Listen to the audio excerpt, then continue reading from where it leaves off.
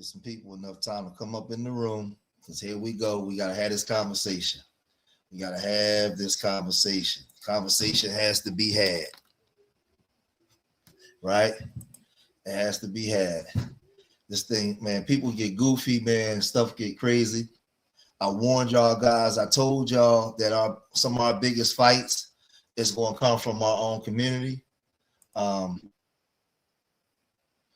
It's going to come from a lot of people from within, and I'm gonna break that down in an hour. We're going to discuss this situation with this Deante cow. I'm gonna share some stuff that need to be shared. Peace to everybody coming in. What's going on, True Warrior Scholar? Just allow some people to get up in the room. Once we get up to about 50 people in the room, I really go in on what I want to say. Because I'm not shocked at this, and you guys out there, you shouldn't be shocked either. You shouldn't be shocked, and you should be looking for more of this to come. Look for more foundational Black Americans to be attacked. And I'm telling you now, look for more foundational Black Americans to be attacked by your own people. Look for more of that. And I'm going to break that down. I'm going to teach that. And we're going to break down the psychology of that and why that's happening, right? Why a lot of that is happening.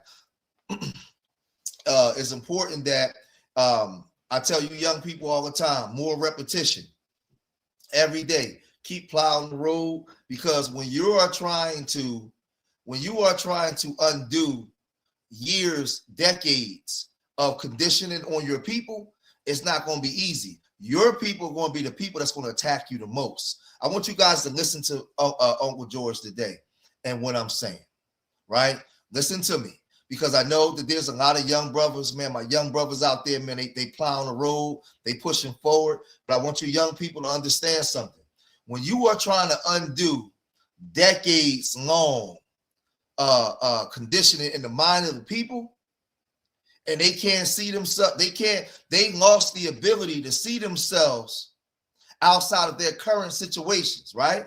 Now, they know that there's something wrong, but they lost their ability to dream. I call it the Freddy Krueger effect. Freddy is there to unalive you in your dreams. You can't envision yourself outside of the positions that you're in. So now, when you have a new generation of youth coming through with a new mindset, and they're saying different things that's contrary to the status quo, what you're going to get is you're going to get people that's going to challenge you. And your biggest detractors are going to come from other FBA people who don't understand that there's a time for change. Some of your biggest challenges is going to come at the dinner table from your mama, your daddy, your auntie, your sister, your wife, your husband. People that don't understand that it's time for change. It's not just going to come from the immigrants. It's going to come from within. And I talked about this last live stream. I went in on this last stream. Like they were down like and come to denounce it. Yes. But see, we got to teach that. I'm glad you said that. Let me put that up. George Jim said.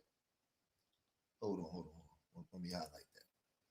I think more people will act like they're down with FBA and come to denounce it. And my only thing is Gems, they can't act like they're down with FBA.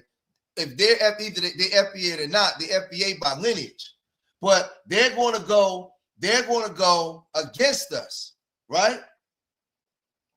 No, I'm not even Brother Reef, I'm not even on Deante Cal yet. I'm talking about our people.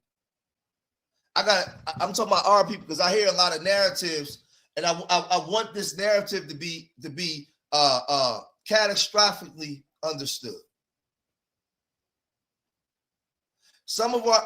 Most of our biggest detractors are going to come from within, because the economic purse strings is connected to being a Democrat and being against what's new. I'm gonna say it again. the economic purse strings is connected to being part of that Democratic Party or a black conservative and being against what's new. If y'all understand what I'm saying right now in the chat, put a 1 in there. What I'm saying right now, the economic purse strings, your job, your lifestyle is predicated right now on this dysfunction. Talking FBA and going against the status quo is not profitable. And this is why they go against you. So listen, you're gonna have problems sometimes out there with your mama, your daddy, right? Y'all remember during the COVID situation when in some of your households, if you didn't get the jab, they wouldn't even let you in the house. We're trying to bring something, a new consciousness, a new thought process into the minds of the people. You're trying to bring, listen to me, y'all. You're trying to bring a new thought process into a marketplace, right? That's already moving. It's already a well-organized machine. When you walk through, when we walk through, I'm from Philadelphia. When we walk through Philadelphia, 52nd Street, West Philly, North Philly, South Philly, most of the community is owned by Russian Jews, Asians. The businesses are owned by immigrants. Outside where you live at in Baltimore, Chicago, Atlanta, Charlotte, North Carolina, all these cities, they're not cities, they're marketplaces where other groups come there to compete, to make money. It's a marketplace. See, we're going to teach right today. So when we're saying we're FBA, I want y'all guys to listen to me. When we're saying that we're FBA, we're foundational Black Americans. We're no longer identifying with the status quo. We are changing the thought process. There is a new consciousness coming in, and we're moving differently. You're trying to create a shift in the market. New York City, Brooklyn, the Bronx, Harlem, Queens. You're trying to create a shift in the marketplace. Because everybody's lifestyle has been predicated on your dysfunction. So now when you're waking up,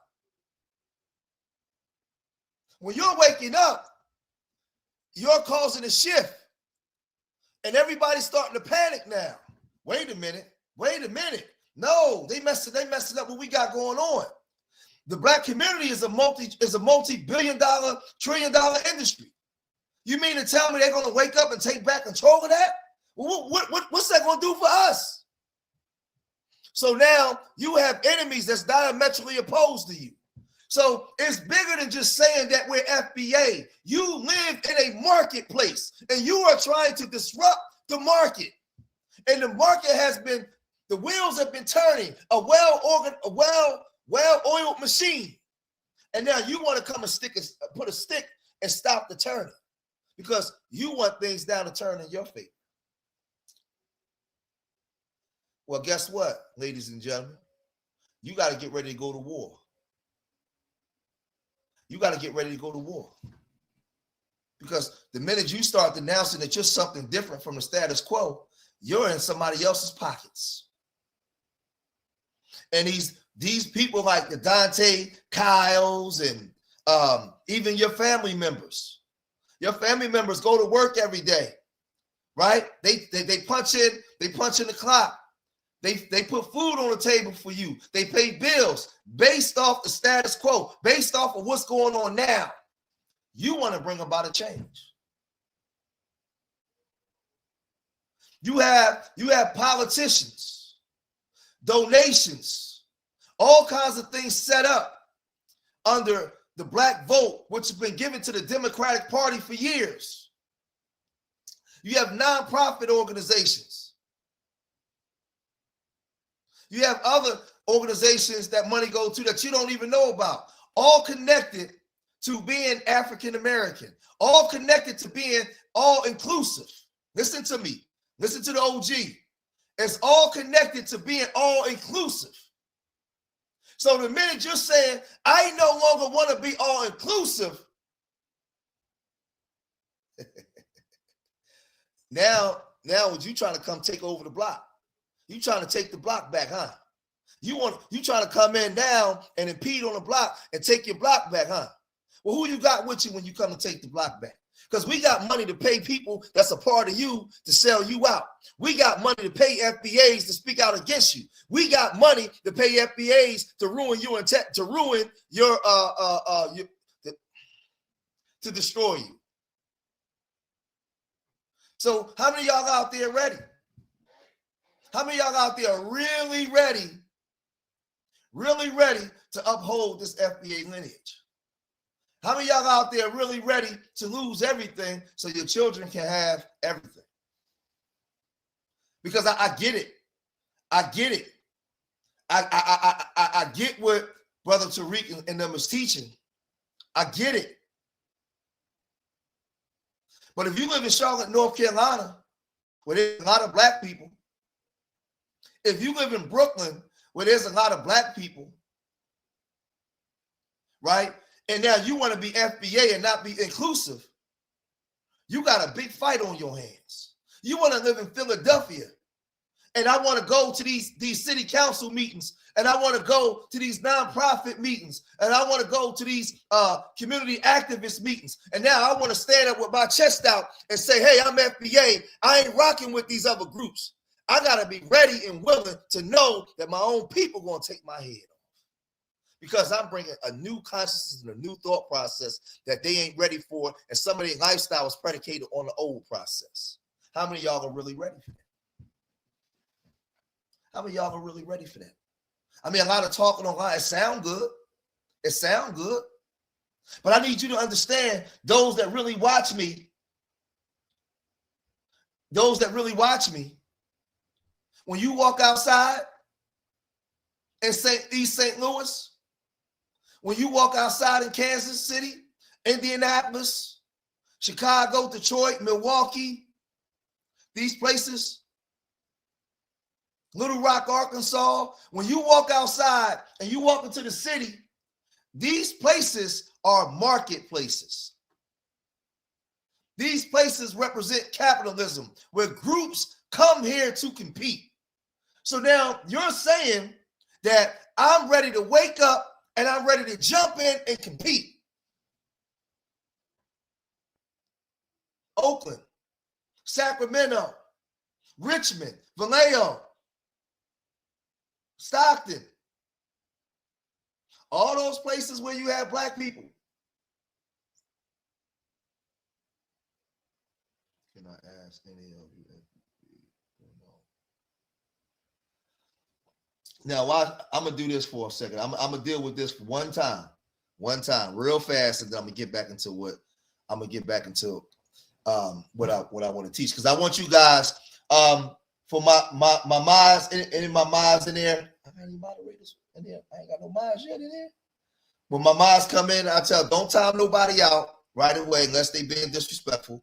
Allow them to ask questions, but this is the thing. I'll be your Huckleberry. Can I ask any of you FBA to point out what the FBA has accomplished for themselves, all by themselves, when it comes to civil rights, without the full help of other races, ethnic groups, and nationalities? I'll say this. I'll answer for you this way.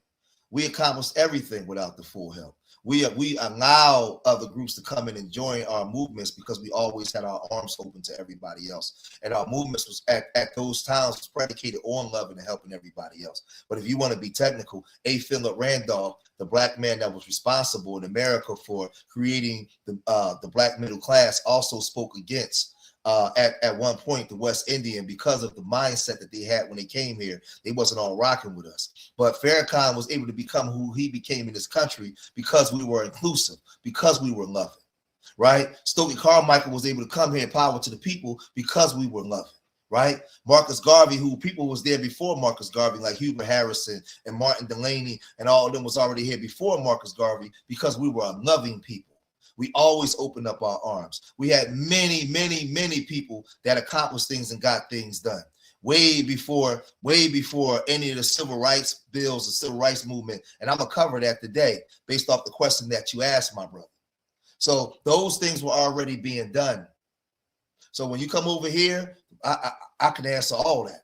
But I would tell a lot of you brothers and sisters that if you don't like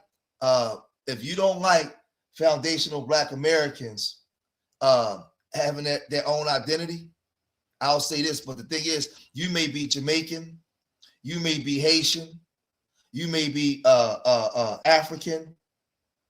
We were and still are living people. We're just looking. Yeah. You guys don't have a problem with flying your flags. You guys don't have a problem having your own cultural integrity amongst your group. You guys don't mind gatekeeping. You guys don't mind separating certain things from us, from you, right? And guess what? I don't have a problem with that. That's okay. Fair enough. But let me tell my FBA brothers and sisters something. In America, the reason why they have a problem with you gatekeeping your own, because a lot of their lifestyles and the way the system is set up is predicated on your dysfunction. See, listen to me. And I'm going to say this because I don't even want to be disrespectful to them. Watch this. They've never been here when you've been fully woke and wanting to name and identify and claim yourself. They haven't been here in large numbers under that consciousness. They've been here under the consciousness of the heroin holocaust, the crack holocaust, black codes, Jim Crow, where you've always been fighting to have an identity. And they've been able to benefit and latch on to the things that you fought for, right? While still maintaining their own identity separate from you. I'm going to say it again. They've been able to latch on to what you've been doing here. Because remember, they left their country. They're in a country with you. They've been able to latch on. Listen, I'm gonna do this one more time, and I'm gonna get rid of you. I'm gonna say this to you. Be active. You in my house. Come in my house. Sit down. Be quiet and listen. If you can't listen, I'm not here to debate you. I'm gonna block you and get you going because you're being disrespectful in my house. It don't matter if you don't like what I'm saying. If you want to be in my house, sit back and listen. All right? I'm not doing that. I'm not doing it because you notice I don't come in y'all spaces telling y'all what to do. I don't care what you're doing. I'm building and teaching over here. So if you want to learn where we coming from, be respectful and listen or leave. It's just that simple. I'm not even being disrespectful. You in somebody else's house, show some respect to this black man that's teaching. Because I'm not teaching hate. I'm talking to foundational Black Americans. If you don't understand that, just leave. That's my last time.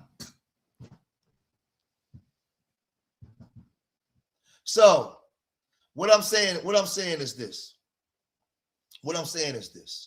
right?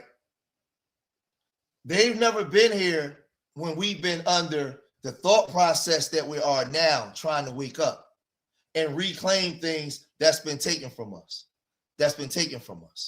right? So not one time, just think about this, y'all, and teaching. Think about this. I'm here in Philadelphia, and put a 1 in the chat if y'all agree with what I'm about to say.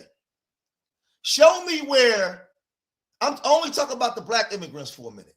Show me where the black immigrants in Philadelphia, Baltimore, New Orleans, Miami, all these different East Coast corridor cities, Midwest, Southwest, show me where they're running for their life from Black Americans. Show me where my Jamaican brothers, my Haitian brothers, my Trinidadian brothers, all these places, even my African brothers, show me where they're running for their lives from Black Americans. When they move in our communities where we're just unaliving them and they're afraid for their life, show it to me. I need to see it. Tell me where I'm wrong. Show me where when they move in their community, we're gang banging and unaliving them at alarming rates. Show it to me. It's not happening. We've always opened up our doors and arms to them. When they come in our communities and open up stores, we patronize them. It was even a point in the early 90s in the East Coast corridor that brothers was walking around with dreads and talking like Jamaicans and being Rastas. We've always ingratiated y'all into us and loved on y'all. But a lot of y'all didn't love us back the same way. A lot of y'all didn't love us back the same way. So now when I'm building in my house, you don't get to come in my house and try to talk to me as if I don't know the history. If we're growing, if we're respectful, come in and just listen. You might learn something. I'm an FBA, but I'm not an FBA that just blatantly disrespect other groups. I'm a 50-year-old black man. I don't operate like that. I don't believe that I have to be disrespectful to Jamaicans, Haitians, Africans to get my point across. My son is watching. I teach my 18-year-old son how to conduct himself as a man. So why would I teach him something, then come on here and act diametrically different than diametrically opposed to what I teach him? I wouldn't do that. That's not my get down. I'm not that kind of man.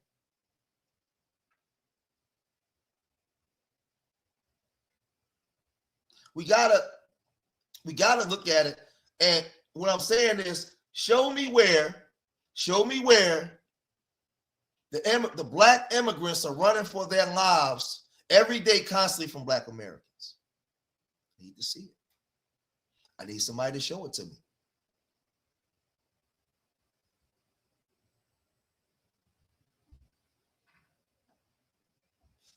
Now, this is the thing. A lot of y'all like to say, hey, they talked about me. They called me African booty scratcher. Let me cover this one part because I didn't cover this on the last live stream. A lot of immigrants like to say they called me African booty scratcher. They made fun of me when I was in school, and they did this. I got a secret to tell y'all. All my immigrants that's in here now, come up to the screen for me.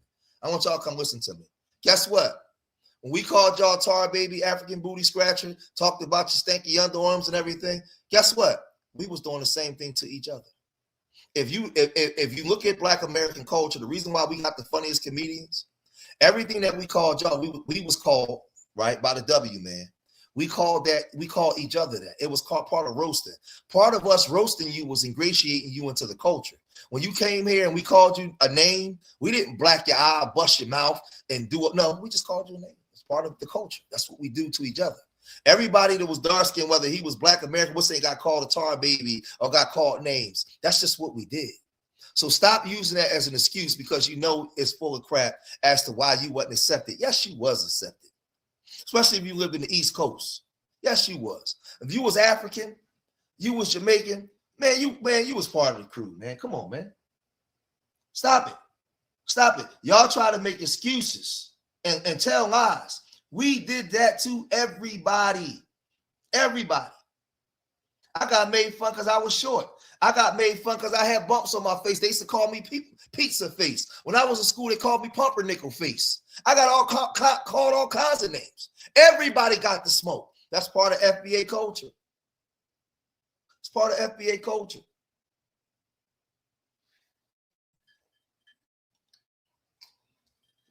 Now, this guy, Deante,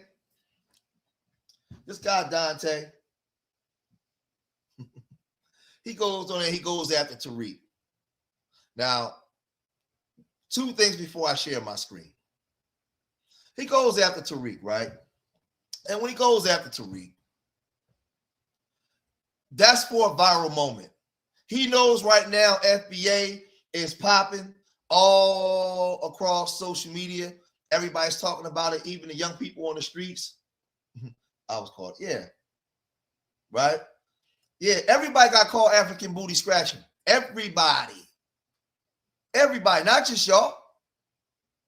I got called Chinegro, Chinaman. They call me all kinds of names. Especially when I was small, with my hair, my flat forehead, my real chinky eyes. I got called all kinds of names. I got called Herman Monster, Mike Tyson. They called me Herman Monster because my flat head and my ears. I got called all kinds of names. I got called the Keebler Elf. They called me everything. That's just what it was. Everybody got that smoke when you was black in black American culture.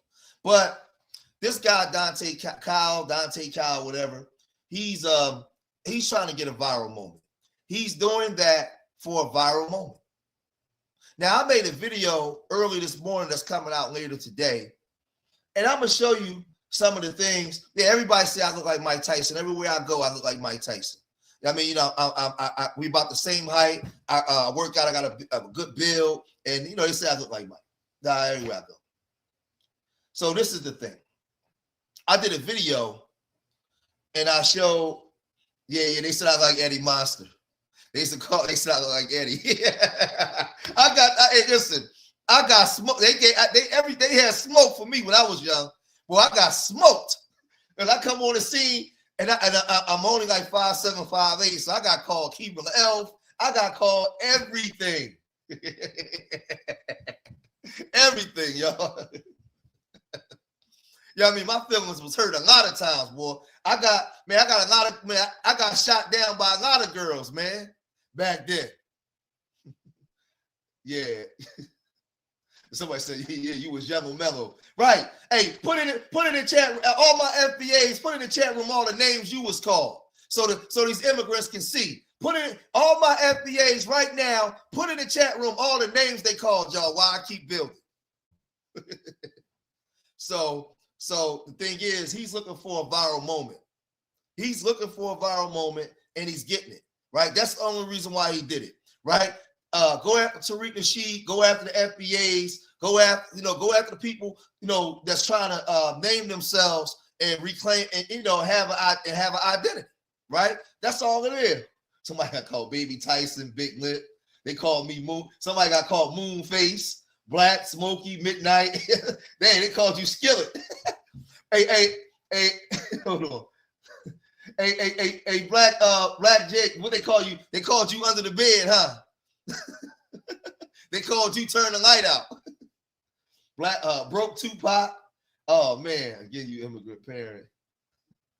You would not be again with your immigrant parent. You would not be born. See, this is what I'm saying. Now watch this. I'm gonna show you like how when we dealing with children, right? With hold on, where that comment at? Where's that comment? I want y'all to see this comment real quick. And this is what I'm talking about. This is what I'm talking about. Now I want y'all to see that comment. Everybody look at that comment. But this is what happens when I'm telling you when we're dealing with grown men that act like children, right? Grown men that act like children. And sometimes, like, black people, a lot of black people, they can't control themselves. They don't know how to just sit still and just listen, right? I'm not a type of person that comes on and just disrespect immigrants and go after immigrants and do all that kind of stuff. I don't do that.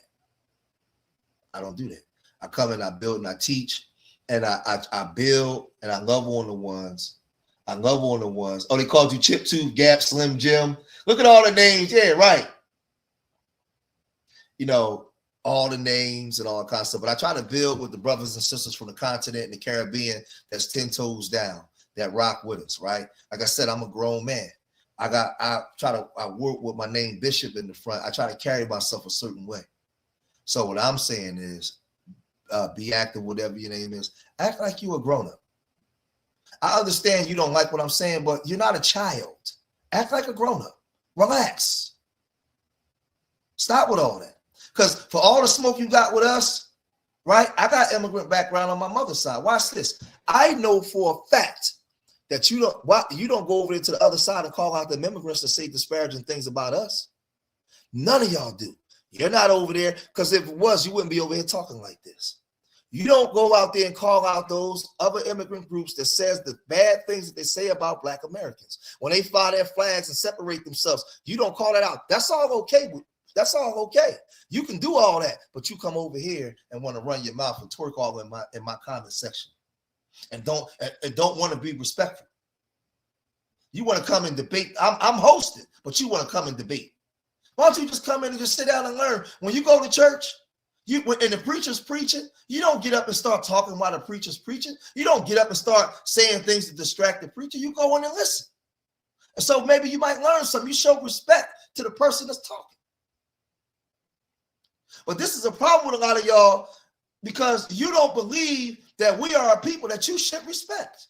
A lot of y'all don't believe that we are a cultured people. We are just wayward people who don't know our fathers, mothers on crack, right? We're very influential, but we like a body with no head. We don't have no culture. You shouldn't respect us. That's why you were here in my chat room speaking the way you're speaking, why I'm speaking. Because even though I'm a grown man speaking, you don't believe that you should respect me while I'm speaking. This is how a lot of y'all behave. Now, you have some radical FBAs out there, but I'm not one of them. Not one time have I called you out of your name. Not one time have I told you to go back to your country. Not one time have I talked down to you. I'm just showing you the disrespect that you're showing me, where I've never disrespected you. But let me get back to teaching.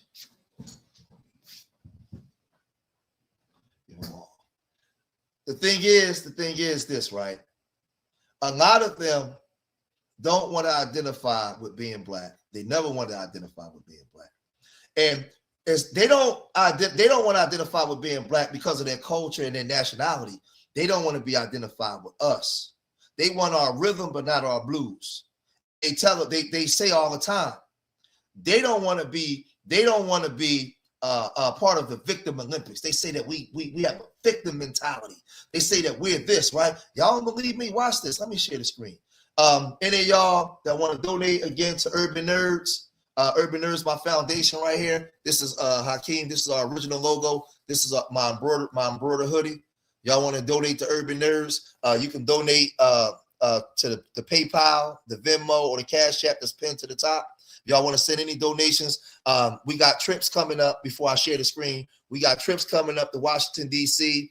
We're raising money now to go to the Martin Luther King Museum, and we're trying to go to the world, the competition. Damn, what's wrong with my brain right now? The STEM competition in Houston. So we're raising money right now.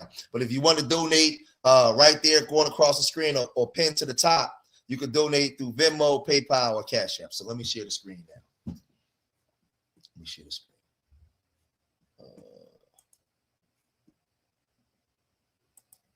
Watch this, y'all.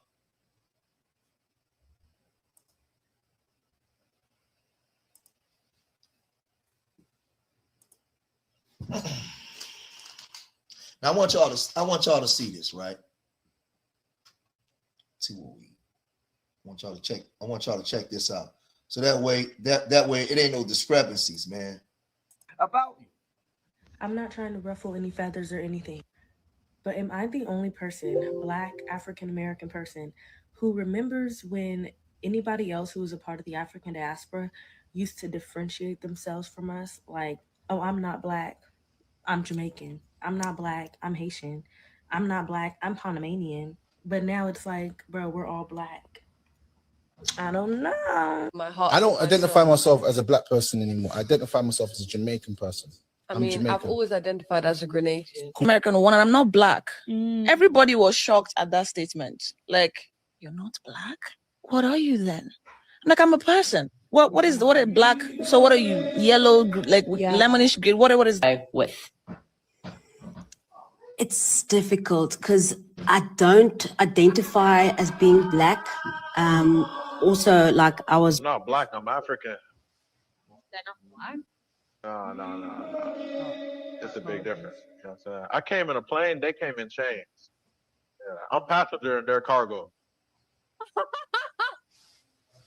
And I was 17 to go to college. So I will start off with the fact that I never really saw myself as a Black person growing up. I still don't. Of course, it's something. I'm not Black. This is Black. I'm not Black. I'm not African either. I live in Africa. I'm Somali. I speak Somali. This is my flag. I don't like this. Like, why are you telling me I have to do this because I'm Black when it's been already pointed out that I'm Haitian? Why do I now have to submit to this idea of being Black? That makes absolutely no sense to me. And that's what you don't get. A lot of people are.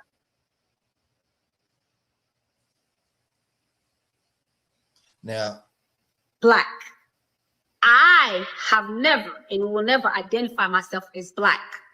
Africa. Hold on for a second. Their cargo. Listen to what this man said. In a plane, they came in chains. Yeah. I'm passenger in their cargo. Now, this is the thing, right? He said he came on a plane. We came in chains. He's a passenger in weird cargo. I'm telling y'all, this is the way a lot of them talk. So what I'm saying to some of my immigrant brothers and sisters, how come I never ever see you guys calling this out? There's thousands of them that talk and think this way. I'm not making nothing up. I know what I'm talking about. Thousands of them. But y'all come over here and y'all always got so much smoke for us as if we're saying or doing something wrong. Because I told you guys when I first started, in the marketplace, in our communities, their lifestyle is predicated on our dysfunction. They know that we're saying what we're saying is the truth, but they don't respect us. A lot. Now I'm not going to say all. A lot of them don't respect us. Go ahead. Go ahead. Be careful. All right. I love you too. And a lot of them don't respect us, right? So they know exactly what we're saying and why we're saying it, right? But a lot of them think and talk like this man. They think and talk like these people. So now when I'm saying to the immigrants that maybe act like they don't understand, we're talking to these people. We're calling this group out, not all of y'all. We're talking about these people. This is what they do, right?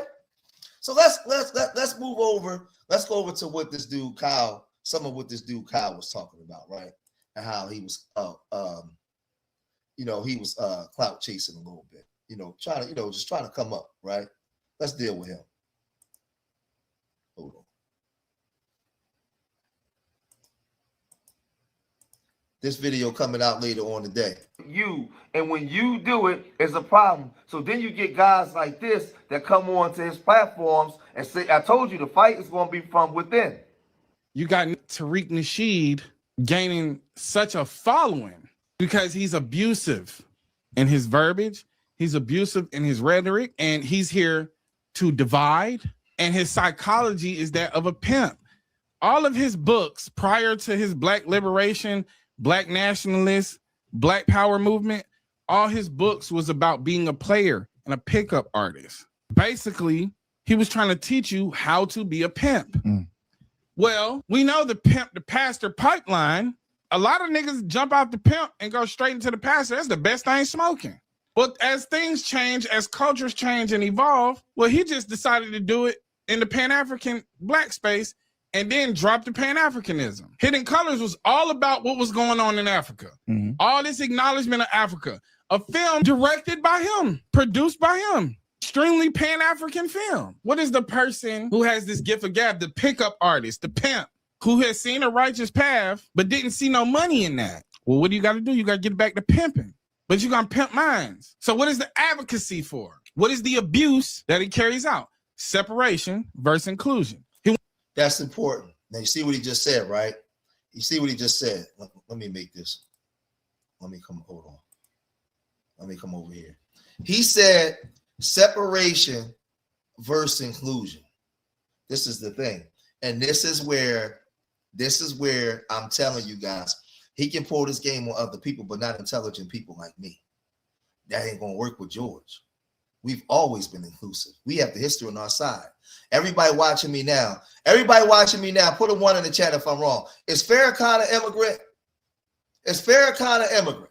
Everybody, tell me if I'm right, put a 1 in the chat. Is the Minister Louis Farrakhan an immigrant? Watch this. Because this is real easy. Put a 1 in the chat if you agree with me. Minister Louis Farrakhan is an immigrant, right? So how does the Minister Louis Farrakhan get to become who he became in America if we wasn't inclusive? How does Marcus Garvey get to become who he become if we wasn't inclusive?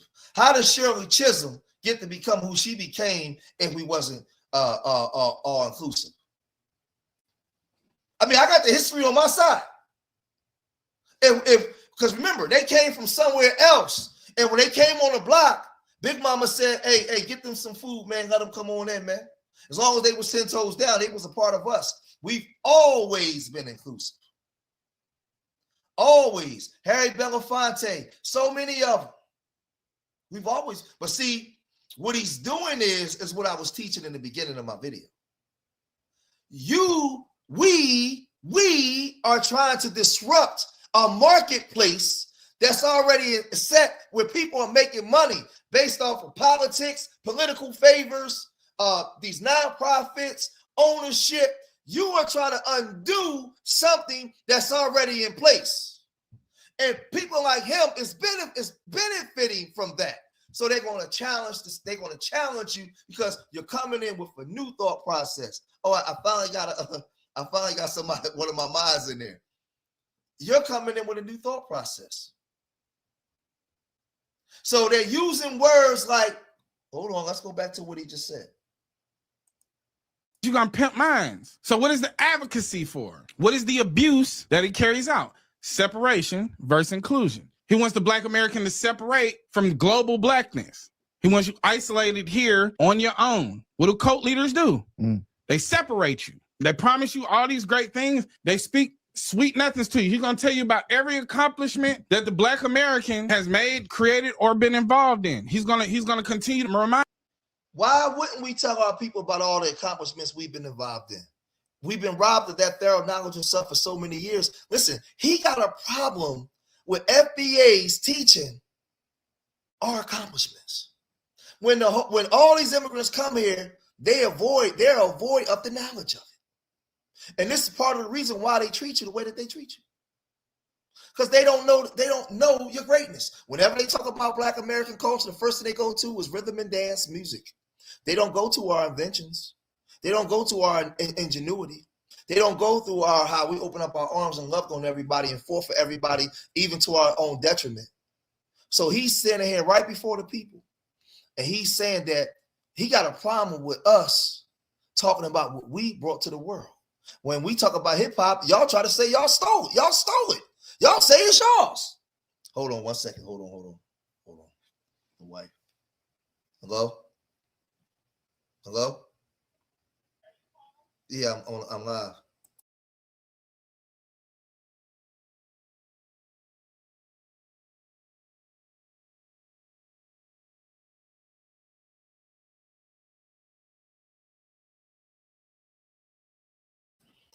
Yeah. So the thing is, listen to what he's saying, y'all, because we gotta break this down.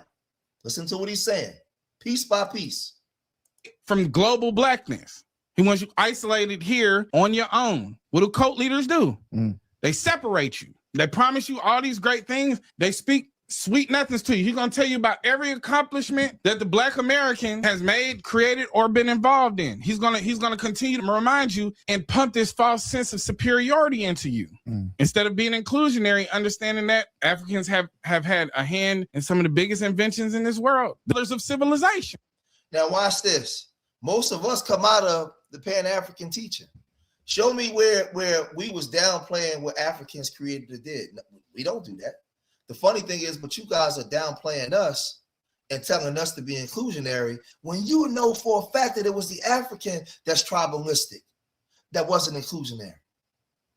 I would get upset a lot of times because coming from the East Coast corridor, when Black Americans and Jamaicans used to fight, right? Hear what I'm saying? Because the two most influential groups was Black Americans and then Jamaicans, right? Throughout the world. And I used to always say, see, when Jamaicans come here, I remember there was this Jamaican girl I was trying to get. Man, she had a big booty back in the day, just before I was married. And I was trying to get with her. Man, she's a couple years older than me. I swear to God, I tried every time I saw her. She was the baddest dark-skinned girl I ever saw in my life. And she kept calling me a Yankee boy. And I was like, what the heck is a Yankee boy? Why you keep calling me that? And I remember one of my homeboys like, man, she being offensive to you. And I was like, wow.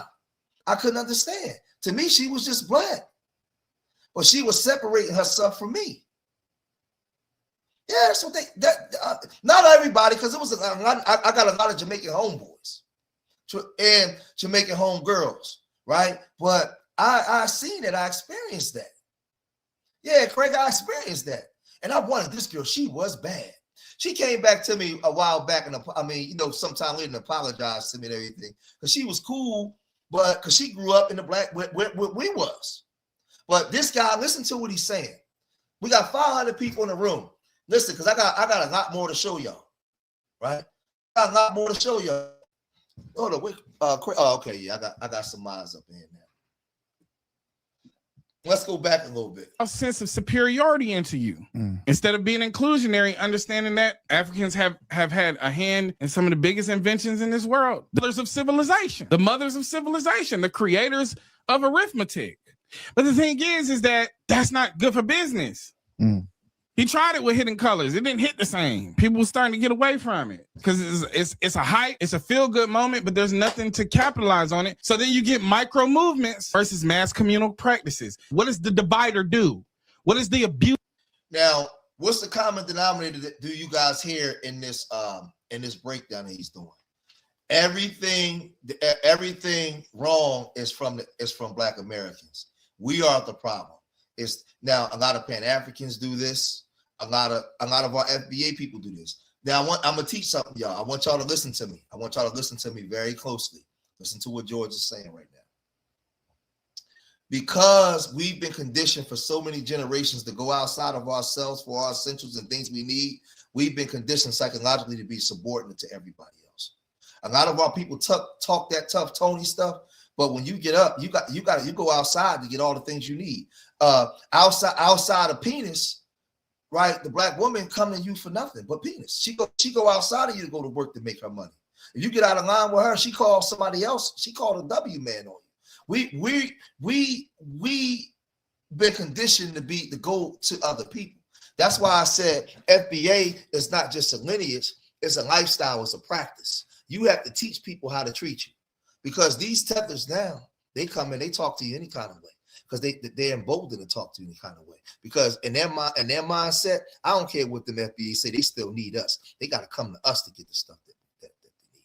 They don't own nothing in their communities. So they don't have a problem with talking down on you. They can tell you to be inclusionary because in their mind, you need them. That's why they talk the way that they talk, y'all. So remember, whenever we building, and because I don't go live a lot, but I'm live again, I need you guys to look at everything like a blank canvas. Take all the emotion out, take all the anger out, take all the emotion out, take everything out, and let's just look at everything for what it is. And let's deal with it with a cerebral mindset. We're not dealing with nothing from an emotional standpoint, nothing, right? And we're analyzing what they're saying about us and what they're doing. And we're moving accordingly, right? With no emotions, because they expect us to be angry, upset, emotional, belligerent, disrespectful. No, you notice on here, when that guy was hitting, I'm not being disrespectful. No, I don't need to. I got 500 people in here. You know, when I used to go live in Google Hangouts, I was very discouraged by my people because we would only get 30, 40 people in the room. Me, my Caribbean brother Richie, my FBA brother Moses. We didn't have a lot of people in the room. Now I'm sitting here talking, I got 500 people in the room. That lets me know that the Most High said things come in due season, George. Be patient, I got you. I hear your message. It's not the season, it's not the time. Things come in season, things come in timing. Craig was here when we had 26 people in the room. I'm doing live streams with my Jamaican and Nigerian brother Richie, another brother that's 10 toes down, my FBA brother Moses out of Sacramento. We out here, we building, we giving the information to the people. Now it's 6-7 years later, the people are ready. The Most High has provided the atmosphere for us to wake up now, right? And remember, we're trying to undo a system that's in place. So you're going to have people that's going to come against you. They promise you all these great things. They speak sweet nothings to you. He's going to tell you about every accomplishment that the Black American has made, created, or been involved in. He's going to continue to remind you and pump this false sense. Why would he have a problem with a Black man like me creating urban nerds and teaching Black babies what we've been involved in, teaching Black babies what our accomplishments is? Why he got a problem with that? Why would that even be mentioned? Think about this, family. Why would he have a problem with that? Why would he have a problem? Why would he have a problem? Why would he have a problem with me creating a Black boy Hakeem and teaching Black intelligence? Why would that nerve them? Because again, what I told you, Black people, Black Americans waking up. is no longer profitable for them. It's no longer profitable for them. Superiority into you instead of being inclusionary, understanding that Africans have had a hand in some of the biggest inventions in this world. The mothers of civilization, the creators of arithmetic. But the thing is that that's not good for business. He tried it with Hidden Colors. It didn't hit the same. People were starting to get away from it because it's a hype, it's a feel-good moment, but there's nothing to capitalize on it. So then you get micro movements versus mass communal practices. What does the divider do? What does the abuser do? What does the cult leader do? What does the pickup artist turn African, Pan-African, turn hyper American patriot do? Separate, micro move, internet rhetoric surrounded by hate speech and fear-mongering. Black nationalism has parallels to white nationalism in the rhetoric of separatism and overlaps of the tribes of Judah. That He's just saying a whole bunch of gibberish now. I mean, like, listen, for a brother like me to come out of the Pan-African situation, I'm hearing this at the end now when he's talking about comparing us to black nationalism compared to W nationalism, compared to tribes of Judah, and then he mentioned those German people, and he put us all in the same category. Listen to this fool. Exists in premises groups as well. Some of the most radical premises also talk about the tribes of Judah. So they think their superiority is divine as well. So if you got the same talking points as he said, so now you see that that's on the screen. He said we have the same talking points as those people out of Germany. This. Since he want to do this, let's do this. Let's get in the classroom for a minute. It's funny how he would compare us to those people with all the things that we've been through here in America. Now, when they say segregation forever, leaders of W supremacy, right? This ain't hate speech. This is me teaching American history. We remember the names, actions, faces, and words of segregationist leaders. We better understand their nationwide campaign to reject racial equality and maintain W supremacy and recognize the power and influence they wielded. And then and now, and what our grandparents and everybody was fighting against. This is a state legislator, William Ronich, right? I do not believe the two societies should mix. These are things that FBAs had to fight for, and why in the first place we even have the reparations argument in the first place, because of what we were going through here and what we allowed you guys to come in and join. But for some reason, they seem to forget this, but they didn't forget it. But these people are still controlling the marketplace. And a lot of these people want to ingratiate themselves with these groups, right? So they go against us. Widely regarded as one of the most virulent opponents of civil rights and the Louisiana state legislature, William Willie Ronich, whose tenure lasted from 1940 to 1960, right? He was opposed to FBA, to black people, right? Virginia Johnson, she just died in 2007. She was a politician in Arkansas. I'm a segregationist. Now, mind you, George, why are you reading this, George? These are all political pundits and people in politics and positions of power that was making sure that they upheld racist state laws that were diametrically opposed to the federal laws that was on the books that was supposed to protect us.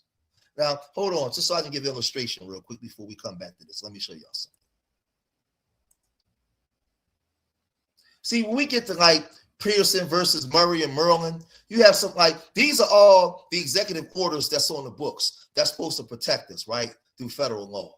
Daniel Gaines Murray, an African-American, was admitted to University of Maryland Law School when the Maryland Court of Appeals concluded that the state had failed to provide Murray with a separate but equal protection. This was in the 30s. The states was not enacting the laws that was on the books that was supposed to give us equal protection, right? All this stuff is here. It's on the books. It's on the books, right? These are all Executive Order 8802 prohibited racial discriminations in the national defense industry in response to the attended march on Washington with Roosevelt, right? These are all FBAs and our people at this time fighting to get laws, right? Morgan versus Virginia found a Virginia law that required the races to separate and all ill translate travels unconditional, right? Shelley versus Kramer held that the courts could not enforce racially restrictive covenants on real estate that prevented people of Negro or Mongolian Native American race from buying or living in certain neighborhoods. These are all things that we were going through. A lot of the immigrants wasn't here yet. We were on the front line fighting for this, right? We were on the front line fighting for this. Executive Order 9980 prohibited discriminations in civilian agencies that instituted fair employment practices. Now, did you have immigrants here at the time? Yeah, but the majority of it was us. We was getting our heads kicked in. That was all us fighting to get these things done, right? Right? The Civil Rights Act of 57 established the Civil Rights Commission to protect individuals' rights to equal protection and protected some civil rights. These are all things that were set in place that was supposed to be for us. Now let me go back. To where I was, right? Real quick. Right? These were people that was not enforcing those laws. That was in positions of power in states. I'm a segregationist, aren't we all? This is Virginia Johnson. Virginia Johnson was an Arkansas politician and wife, watch this, and the wife of Arkansas Supreme Court Justice Jim Johnson. Now, these are segregation. Now, what is black people supposed to do when you got a goddamn Supreme Court justice whose wife is a segregationist? These are the things that we were up against. So when they talk about our reparations, I think that we got to go into the history and really illustrate why we're saying this, right? Let's look at this. Owen D. Johnson, he was the governor of South Carolina. I don't run from jiggers. I run them from me. This was a U.S. governor.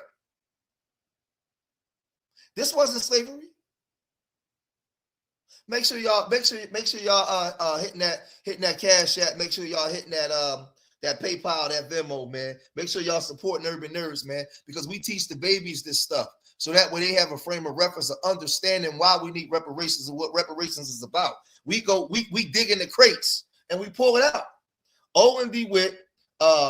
Johnson was the governor of South Carolina from 1935 to 1939 and 1943 to 1945 and was elected to the U.S. Senate from 1944, 50, 56, 62. Johnson supported President Franklin Roosevelt's New Deal, which put him at odds with other segregationists, including the 1938 opponent and former governor Cotton Ed Smith. Man, these people, this is what we was up against. Y'all don't start leaving when I'm teaching why we need reparations. This is important before I really get back to hooping and hollering, right? Right? This is a governor of New York. This is a W man's country. Let the W man rule. Right? This is another governor, Mississippi, Theodore Bilbo.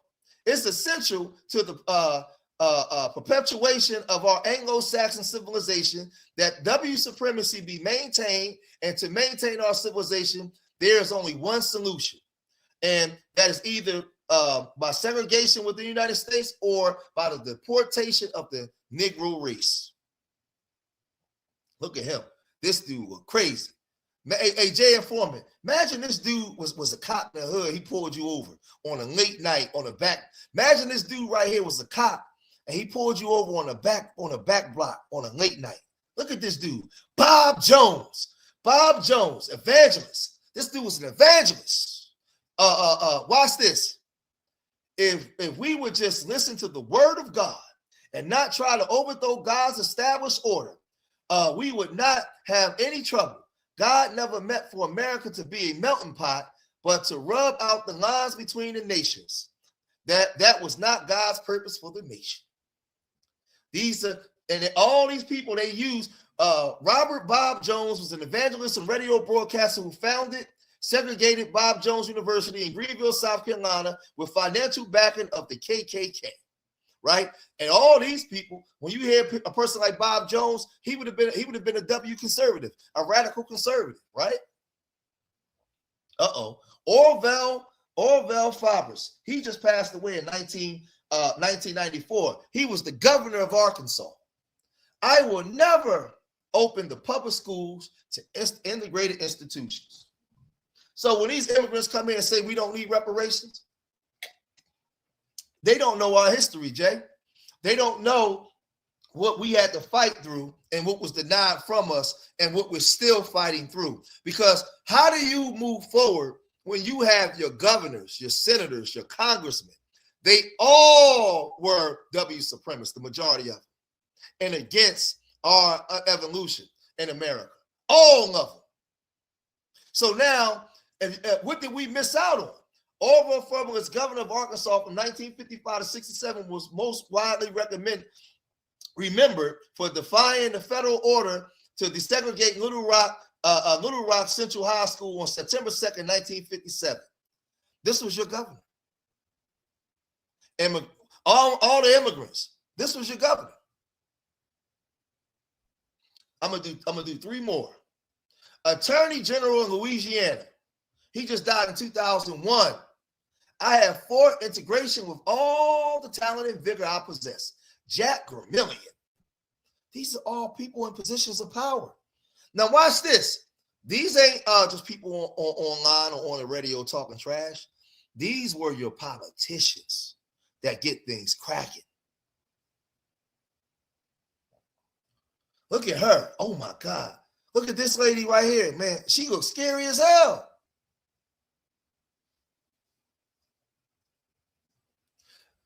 Miss J.E. Andrews, President, Women's National Association for the Preservation of the W Race in Georgia.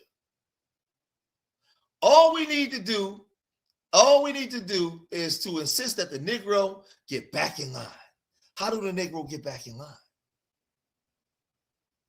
Eugene Talmadge, governor of Georgia. The South loves the Negro in his place, but his place is at the back door. These are all people that was running America. Oh, I forgot. They changed. They're no longer like this no more. One more. Eugene Bull Connor. All you got to do is tell them you're going to bring the dogs. Look at them run. Bring the dogs. Anyway, Captain. Look at George Wallace. In the name of the greatest people that have ever tried this earth, I draw the line in the dust and toss the gauntlet before the feet of tyranny. And I say segregation now, segregation tomorrow, segregation forever. And how they teach segregation now today is destroying your image in the media, producing music, right, where people have a preconceived notion about you and don't teach you your true history. See, they're still preaching segregation while giving you the false illusion of inclusion, right? So let's go back over to the video. I wanted to share some of that because they still teach segregation while giving you the illusion of inclusion by not teaching you your true history, right? Not teaching you your true history, not telling you who you really are. And so now when you step out and want to do something different, you become the problem, right? So you have immigrants that want to latch on to what we do, right? They want to latch on. They want to be a part of what we do. They want our rhythm, but not our blues, right? That's why they talk like this. Yeah, I'm a child of African immigrants. And I'm gonna just say the reason why like most people, like most Africans, like see you as African is because like just like literally looking at your features, like you carry the bloodline of peoples who evolved to survive and are indigenous to Africa. Like when we see you, we don't like we're not looking at a European. We're looking at somebody who's indigenous to the continent where we came from. Hold on, let me respond to that because that would align with what I said before. That's superficial, right? Just, oh, you look like me, right? That's just not enough to try and erase someone's entire lived experience. Like from 400 years, our paths have diverged, right? And so just looking like you is not enough to just try and reclaim us as something else when we've lived completely different lives for the past 400 years and have had completely different admixtures going on, right, for the past 400 years. But go ahead with your second point. Listen to yeah, him. Listen to what he said. Second point is that Black Americans are like a lot of Africans are too prideful to admit it, but Black Americans are a cultural like superpower. Like you guys have a lot more influence than a lot of people realize. And like if you were to identify like as African actively, like it would bring like a lot more like credibility and like respect. Oh my God! Like, so they want to take our, fucking like they want to take our sparkle, like they want to. Not that. It's just that it's like something you can be proud of. They need to put in like the work. not, it's not wanting to take away your like what you built, but it's just that it's something that an African can be proud of. Like now, you hear what he just said, right? It's something that an African can be proud of. Now they can take it and they can say, well, what you're doing was already done on the continent. That's African culture. You're doing African culture. You don't have no culture in America. You have African culture. So what they want to do is commandeer it, right? And then you have dudes like this that come into a place that just say FBA is a scam. You come into somebody else's house. You come into somebody else's house while somebody is ministering, and you just come in and say FBA is a scam. But again, some of the biggest detriment to us is the Black man, because a lot of the Black man's detriment is his brother. This is a Black man coming into a space while another Black man is teaching, right? And never heard me say anything disparaging about any immigrants. I'm just teaching. And he just come in and just say FBA is a scam. He don't know how to come in and just sit down, right? And just maybe listen to a brother teach. Maybe he may learn something. He just come in right away with disrespect. But this is the stuff that the Black man do to each other. We've been conditioned to do this to each other.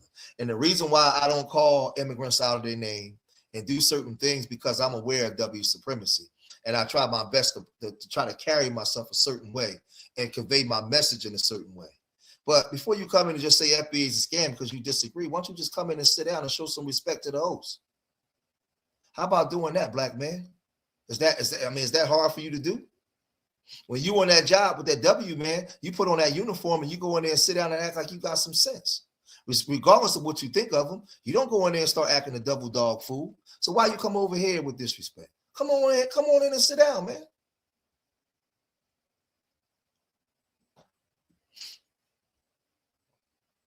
Let me see. But yeah, I said.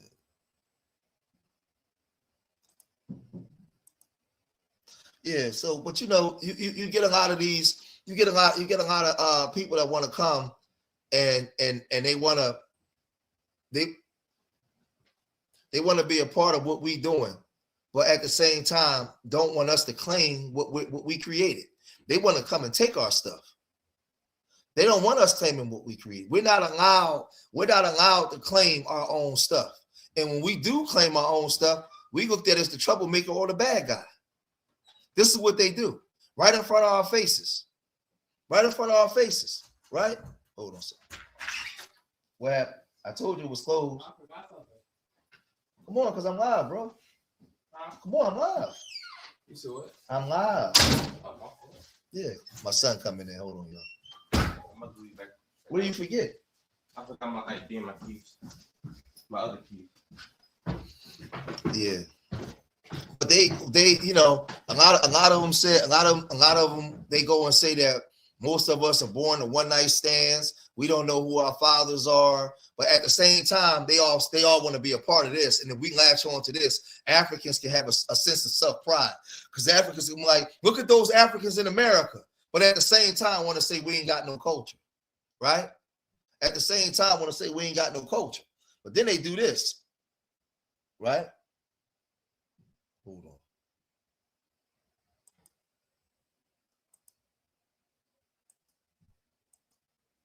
The hell?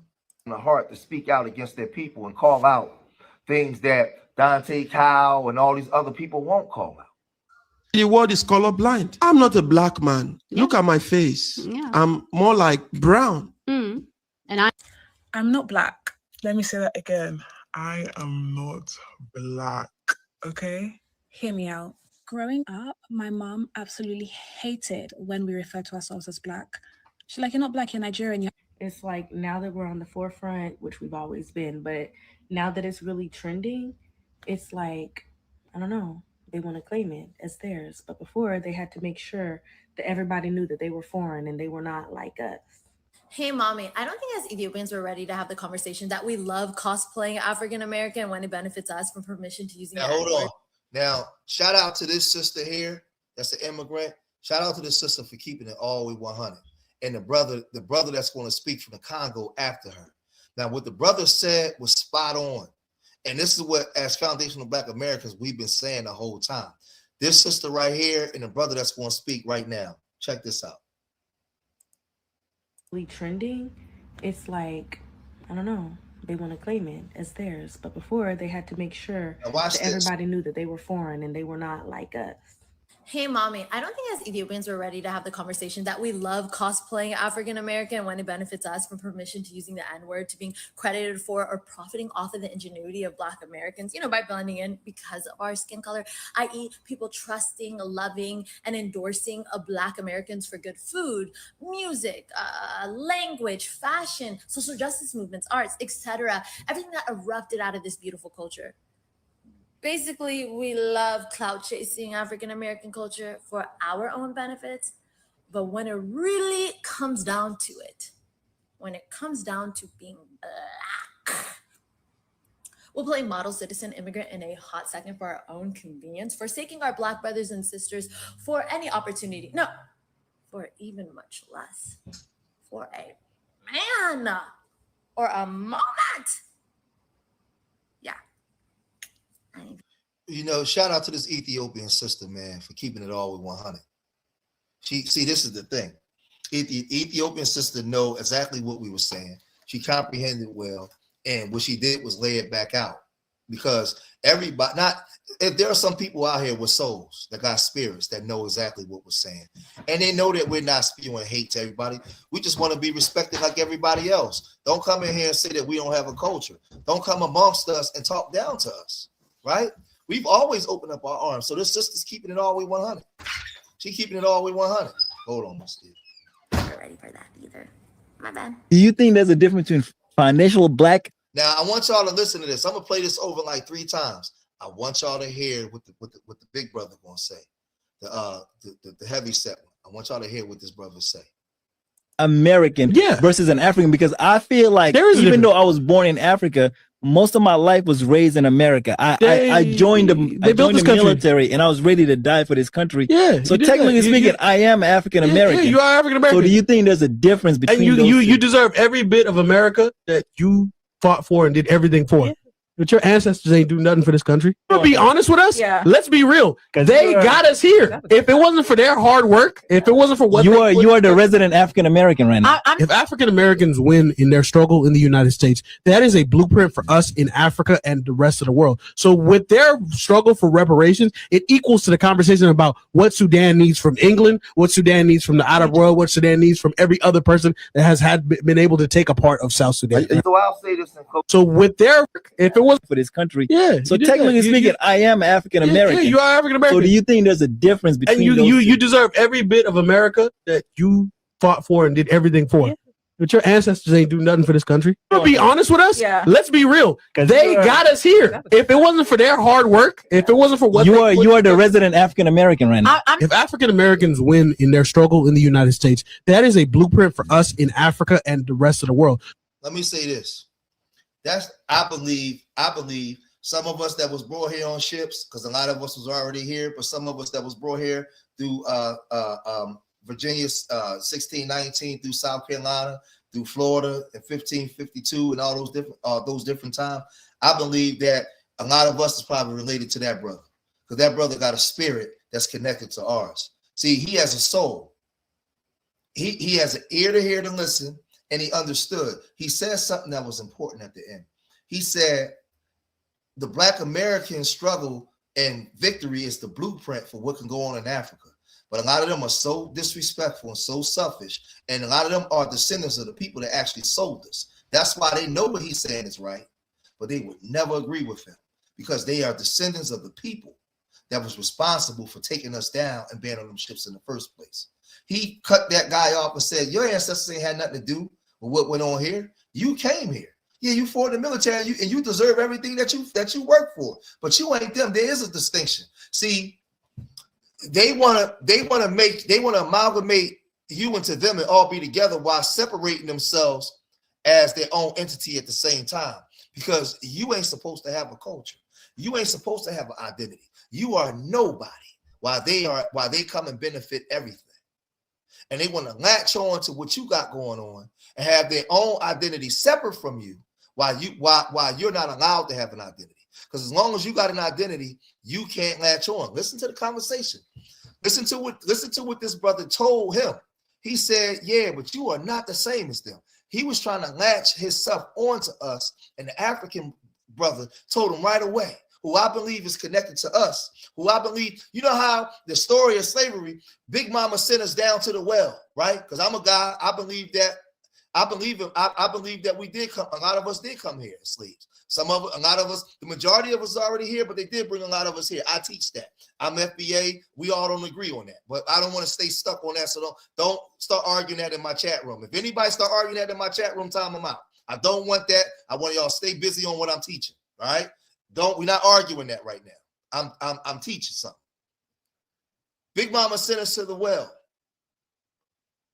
The Arab or the goddamn Ashanti or Akan or Fulani come and they grab me and my brother get away and get back to the village. I come on a ship and then we descendants of people that's been here, right? So you see a brother like that fully understands what we're saying. He's connected. He's connected. The rest of them are disconnected. And there's a reason why they're disconnected. But let's go back and listen again. Let's go back and listen again. Listen to how he get the brother straight. Listen intently to the conversation of how he separated them from us. Actual Black American. Yeah. I said I don't want to have that conversation in my chat. I didn't ask if 300,000 came. We're not talking about that. Stay on point on what I'm talking about right now. That we can have that conversation in another live stream. Right now, that's not the conversation. So I'm respectfully asking, do not have that conversation right now because it's going to take away from the attention of what I'm talking about. Let's stay focused, please. Versus an African, because I feel like even though I was born in Africa, most of my life was raised in America. I joined the military and I was ready to die for this country. Yeah. So technically speaking, I am African American. Yeah, you are African American. So do you think there's a difference between and you deserve every bit of America that you fought for and did everything for? Yeah. But your ancestors ain't do nothing for this. Now watch this. The guy said he feels like he's African American trying to latch on. The other African guy said, yeah, you deserve that, but you ain't them. You ain't them. Immediately, he told him, you ain't them. They understand everything that we're saying. Everything we're saying. But they don't respect you. Country? Be honest with us? Yeah. Let's be real. They got us here. They is a separation. They, meaning a different distinctive group. They got us here. For but your ancestors ain't do nothing for this country. Be honest with us. Yeah. Let's be real. They got us here. If it wasn't for their hard work, if it wasn't for what you are the resident African American right now. If African Americans win in their struggle in the United States, that is a blueprint for us in Africa and the rest of the world. So with their struggle for reparations, Nigerian, get up out of here, bro. I'm not dealing with ignorance. No, we actually. Well, let me say this to you. Let me say this to you. Where you at? Where you at? Because I'm gonna deal with your ignorance for a minute. Where you go? Where that comment go? The Nigerian dude that said we didn't get you here. I'm gonna deal with that comment for a minute. Listen, I'm gonna use common sense for a minute. I'm gonna use common sense. I'm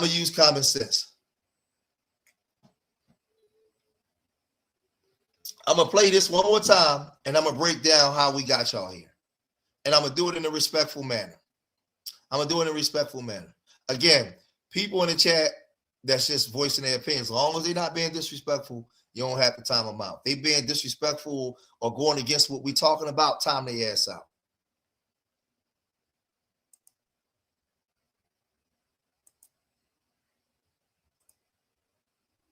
Hold on, let's listen to her one more time, too. Let's listen to the whole thing one more time.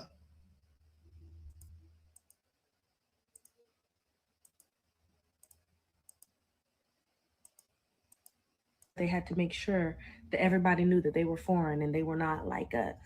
Hey, mommy, I don't think as Ethiopians we're ready to have the conversation that we love cosplaying African American when it benefits us from permission to using the N-word, to being credited for or profiting off of the ingenuity of Black Americans, by blending in because of our skin color, i.e. people trusting, loving, and endorsing of Black Americans for good food, music, language, fashion, social justice movements, arts, etc. Everything that erupted out of this beautiful culture. Basically, we love clout chasing African American culture for our own benefits.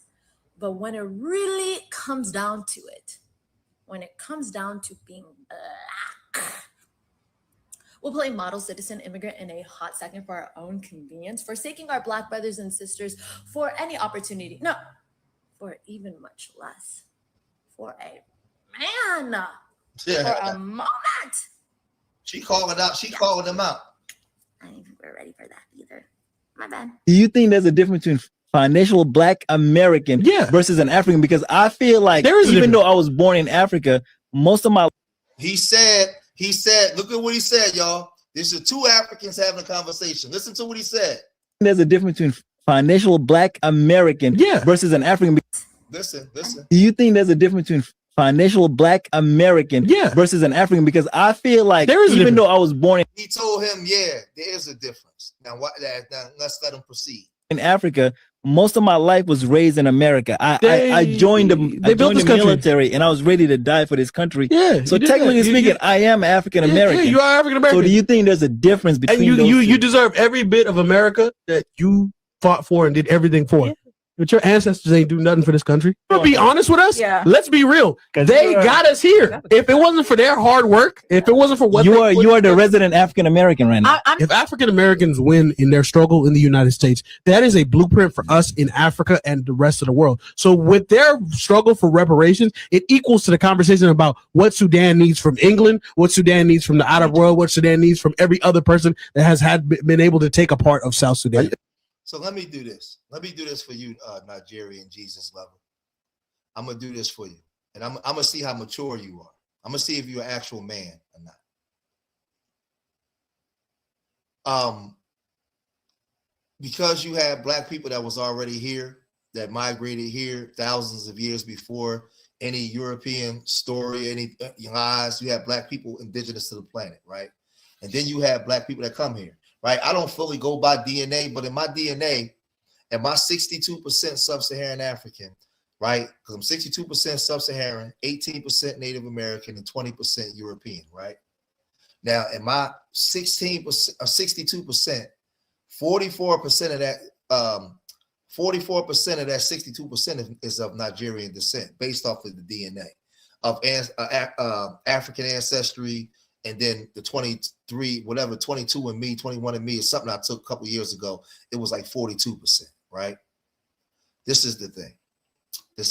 I'm gonna see how mature you are. If you had a group of people that was here way before your people, and you looked over the hill and you was influenced by what they were doing. You a Jesus lover. You even watch how we did church. You watch how we did church. You watched our inventions. You watched our dress. You guys emulated a lot of things that we were doing. A lot of things you seen the civil rights movement. We was getting our heads bashed in. You even call us slaves. You say that we came on ships. Y'all came here on a plane, right? Watch this. If there were people that was there before you putting in work and plowing the road before you got there, right? How can you make the stupid statements that you make? It don't make sense. How can you say that we didn't get you here? You only came to America because you saw people that looked like you that was already there. See, let's have a real grown-up conversation. No names. Let's not call each other names. Let's not say disparaging things. Let's not be disrespectful. When you looked over the hill, you saw people that looked like you that was already there, being doctors, being lawyers, being successful, going through different challenges. And that's what made you want to come there, because you already saw Black people. So all the things that went on prior to you coming here to be successful, we already endured it. This is why Nigerian, sir, I showed this. This is why I showed all the things that we were fighting for to get on the books that we were going through, right? All these executive orders, right? But if I go all the way up to here, right? If I go all the way up here to the 1800s, right? The Fugitive Slave Act repealed in 1864, right? Right? I go all the Civil Rights Act of 1866 guaranteed equal rights under the law for people who live within the jurisdiction of the United States. A lot of that stuff was for us and the so-called Native Americans, right? 15th Amendment Constitution granted African American men the right to vote. These are things that we was going through a timeline of what we were going through, so that way you could come here and even get some white cooch. We're the reason Nigerian. Watch this. Watch this.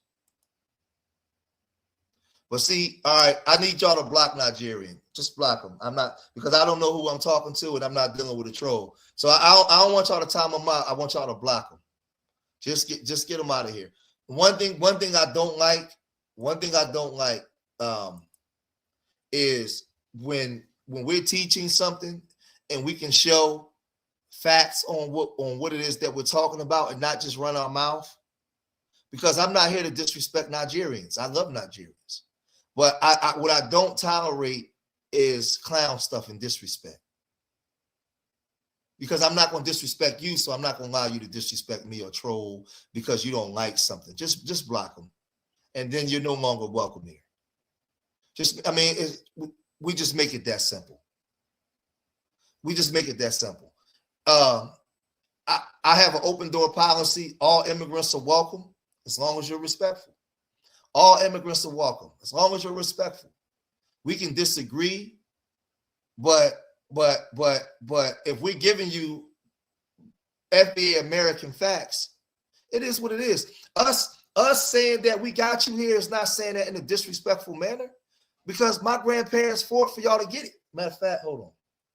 Let's do this. Let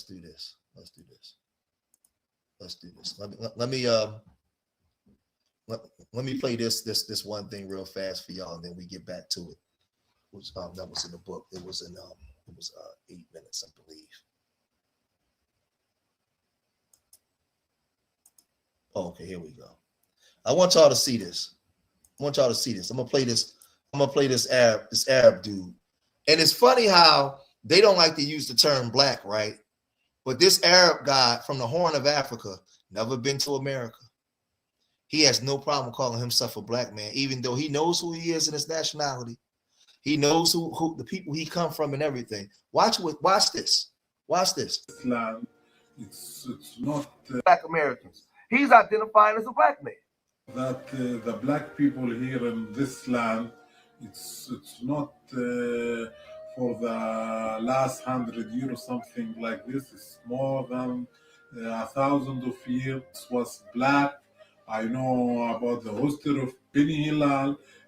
I know about the Zir Salem history. Everybody knows this. Most of the Bedouin here, most of them, they come from the Arab Gulf. They know, they can know they're not original here. They know that we are the original people here in this land. I'm here, original here for 1,000 years.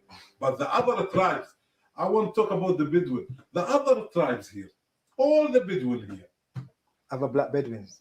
Not the black, even the white. Even white Bedouin. Not the Bedouin, there's no white Bedouin. Yeah. Bedouin, all black. It's not like me. Yeah. Little lights, like between white and mixed. All this tribe you see the Bedouin here, you tell them. Yeah. This will tell you I'm from Arab Sudan, the original.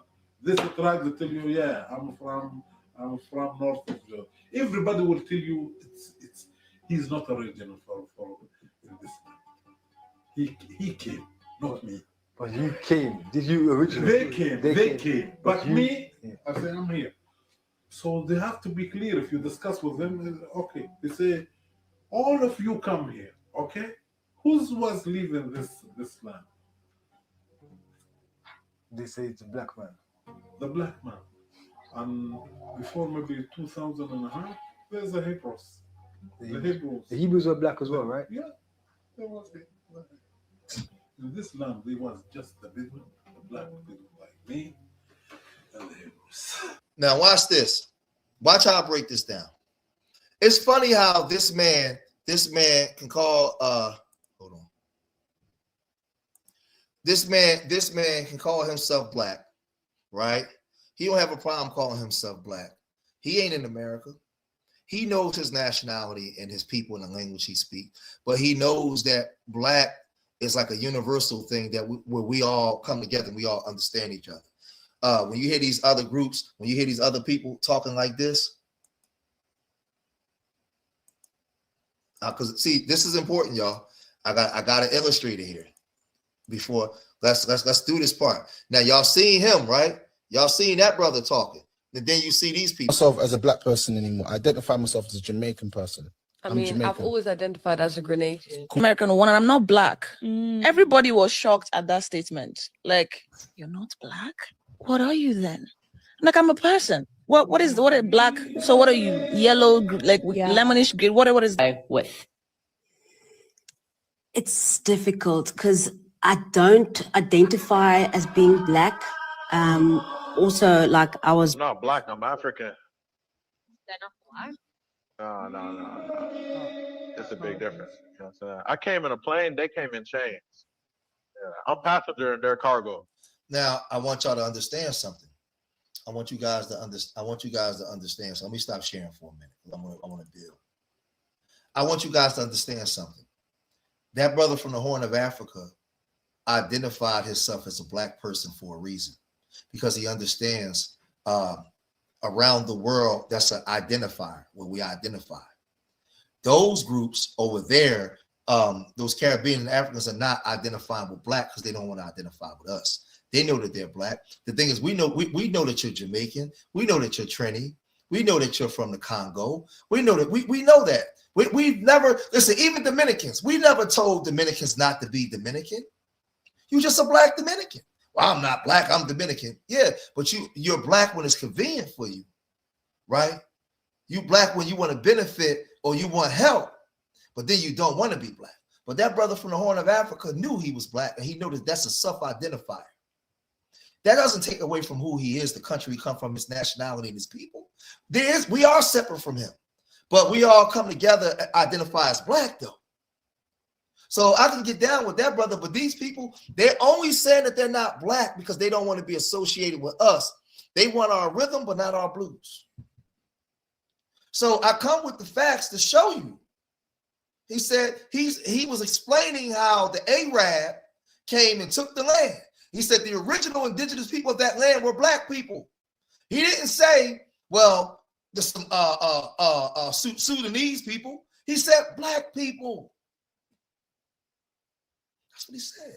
I didn't say it. He said it. He said it. He don't even live in America. So what's their excuse? Nobody in FBA ever told a Jamaican to not be Jamaican. I ain't black, I'm Jamaican. Well, we know you Jamaican. Why are you telling us you're not black? Who said you wasn't Jamaican? Who said you wasn't Dominican? I'm confused now. Nobody ever took away your nationality from you. Oh, you don't want to be black because you don't want to be associated with us, but you want to benefit off of us. And then come here and say we don't have no culture. See, listen to me, y'all. The reason why that Nigerian guy was saying that I was telling lies, because for them to admit that our grandparents and great-grandparents are the reason help fight to get them there, they would have to admit that we have culture. But when they say that we don't have culture, and we come from single mom houses and we don't know our fathers, that goes against their narrative. That would mean that we fought a successful fight, and we are part of the reason that they're here and successful. They can never go along with that because it goes against the narrative that they've been taught.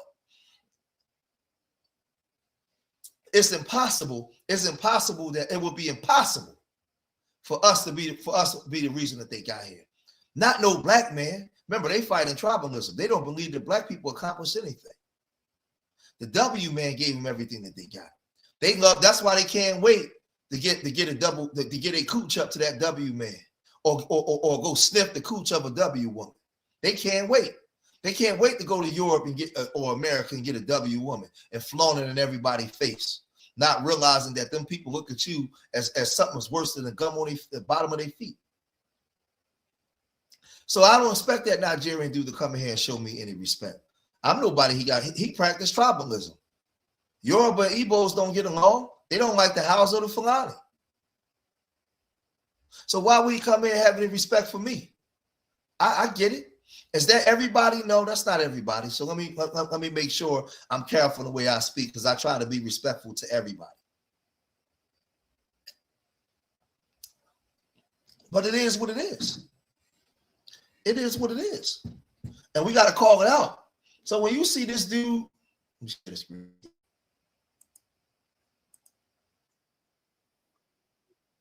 Hold on. Because I want to make sure I don't get all the cuss words, because I don't want no cussing in my stream. I don't want them to demonetize us. For niggas that look just like them to degrade and call tethers all day. I don't see these niggas doing no work against none of these fucking Nazis, none of these fucking... Yeah, see, man, he mentioning all that kind of stuff on my thing. That's the way to get demonetized, man. I can't play that part. I play the other one. I play the other one because I play the other one again. Y'all can check that out, because as soon as you put that word in there, they'll demonetize your video. Yeah, he messing up my video, man. He messing up my video. You got Tariq Nasheed gaining such a following because he's abusive in his verbiage, he's abusive in his rhetoric, and he's here to divide. And his psychology is that of a pimp. All of his books prior to his Black liberation, Black nationalist, Black power movement, all his books was about being a player and a pickup artist. Basically, he was trying to teach you how to be a pimp. Well, we know the pimp to pastor pipeline. A lot of niggas jump out the pimp and go straight into the pastor. That's the best thing smoking. But as things change, as cultures change and evolve, well, he just decided to do it in the Pan-African Black space and then dropped the Pan-Africanism. Hidden Colors was all about what was going on in Africa. All this acknowledgement of Africa. A film directed by him, produced by him, extremely Pan-African film. What is the person who has this gift of gab, the pickup artist, the pimp, who has seen a righteous path, but didn't see no money in that? Well, what do you got to do? You got to get back to pimping, but you're going to pimp minds. So what is the advocacy for? What is the abuse that he carries out? Separation versus inclusion. He wants the Black American to separate from global Blackness. He wants you isolated here on your own. What do cult leaders do?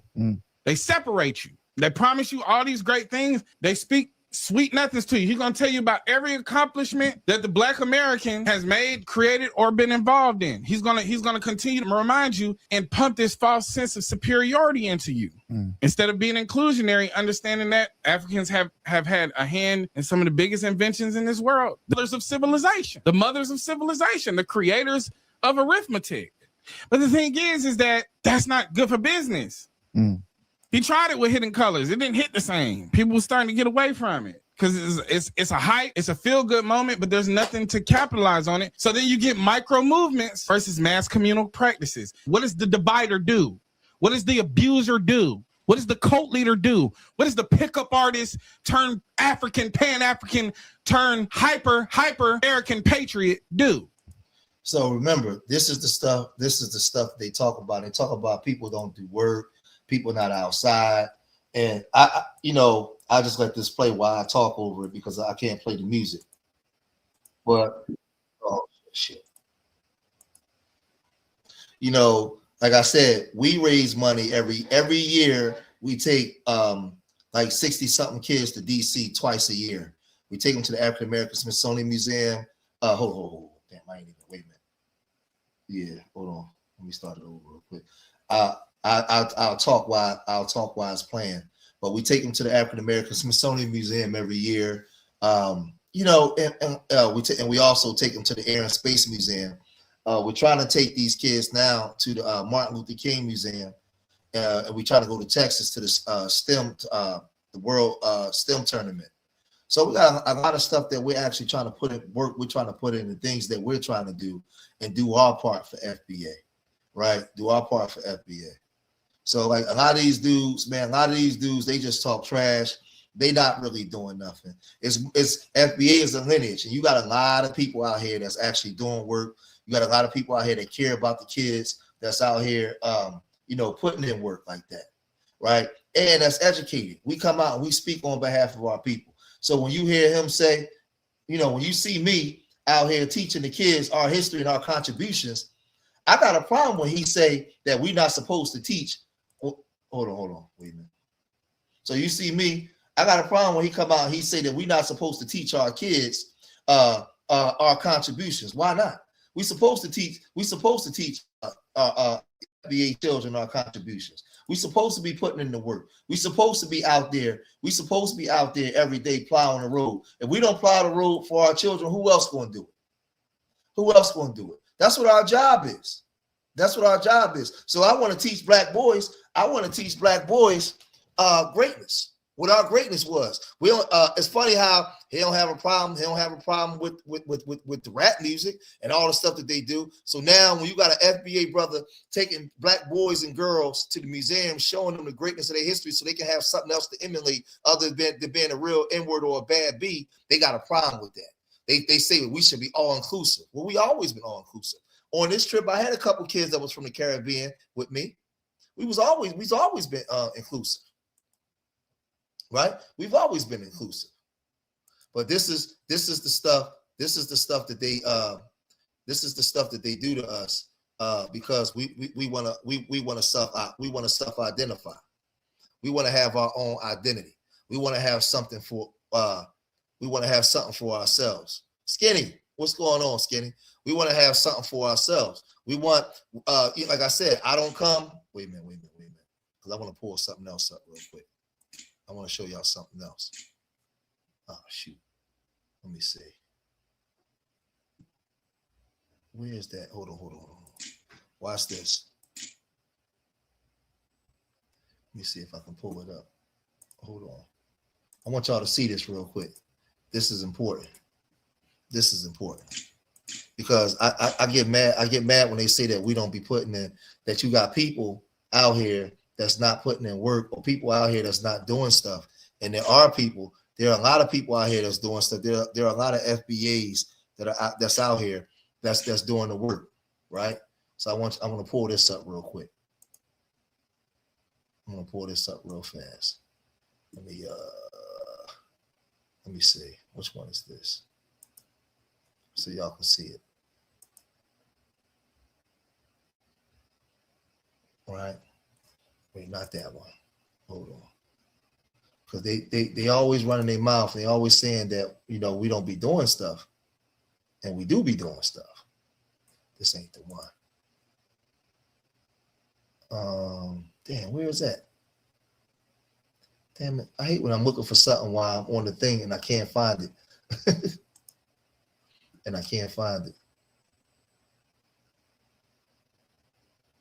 Wait a minute. Which one is this? No, I ain't gonna be able to find it on here, y'all. So I'm gonna have to wait. And I'm gonna find it when I'm not I'm gonna find it when I'm not live. Watch. Let me see. It might be here. I'm gonna find it when I'm not live. But I was trying to find a thing that we did. I was trying to find this thing that we actually did with the kids some years back. Like we was doing matter of fact, we was doing this. We had just stopped it. We was doing this, me and my partner, with the kids in the crib, right? Every Saturday morning, we was doing this in the house, at my house with the kids. We was bringing the kids in the house, and we was having reading studies and everything, and building with the kids and teaching the kids. So we've been like I said, there's a lot of people out here. We've been doing this work, man. It's life going on outside of just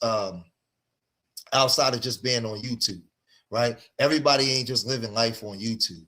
So that's what I'm saying, man. Like we gotta get to it though. We gotta get more about being about it, man, because there's a lot of people doing a lot of different stuff. But don't be sidetracked by these idiots that come in here and they want to go against what we're trying to establish and go against what we're trying to do.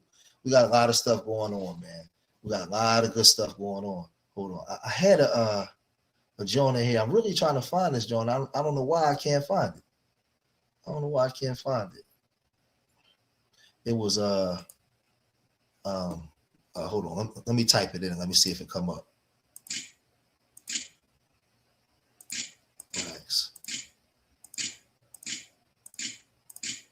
And what? Hold on. Museum in Baltimore. Let me see if it come up. If mine come up. Urban Nerds. Urban Nerds Worldwide. Let's see if it actually shows it. Because we were in there. Nope, I can't get it. I can't find. I'm gonna find it when I'm not live. It's cool though. I'll find it when I'm not live. I wanted to show y'all.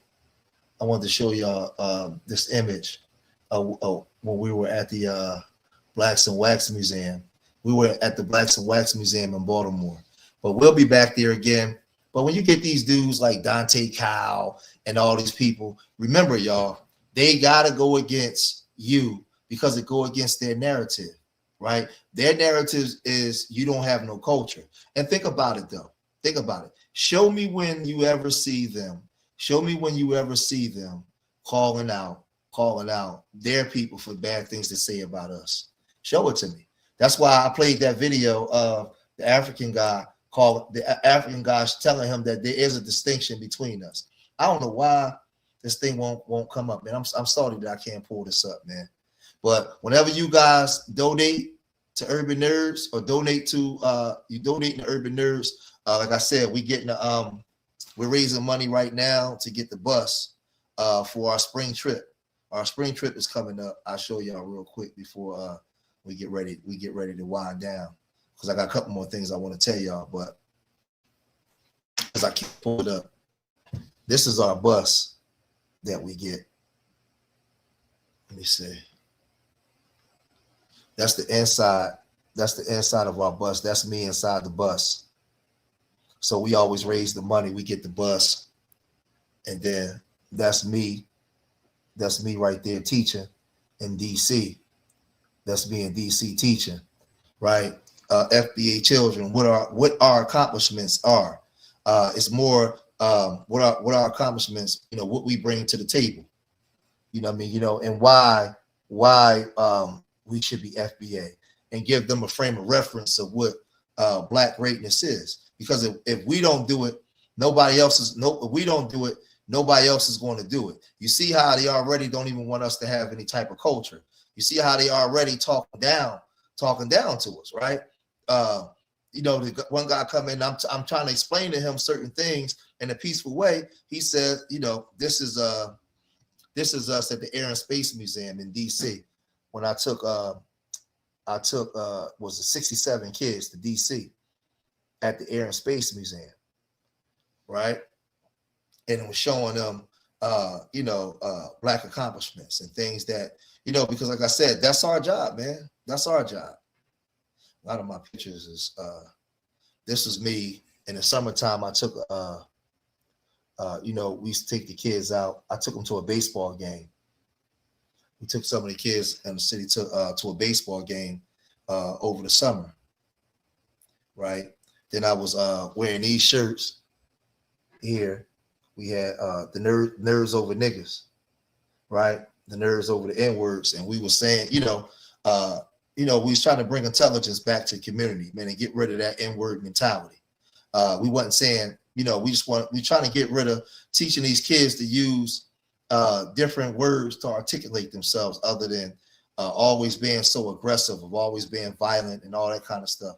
So we got a lot of things, man. We got a lot of things that we're doing. We got a lot of things that's coming down the pike in the future for the springtime. We got some stuff that's coming, man. It's gonna be big. It's gonna be epic, man. Like I said, you guys got to just keep on teaching, keep on promoting FBA. You don't have to be disrespectful to anybody to get your point across. You don't have to, right? You don't have to be overly aggressive. You don't have to cuss. You don't have to do any of that. Any of that. All you got to do is be who you are. Be yourself.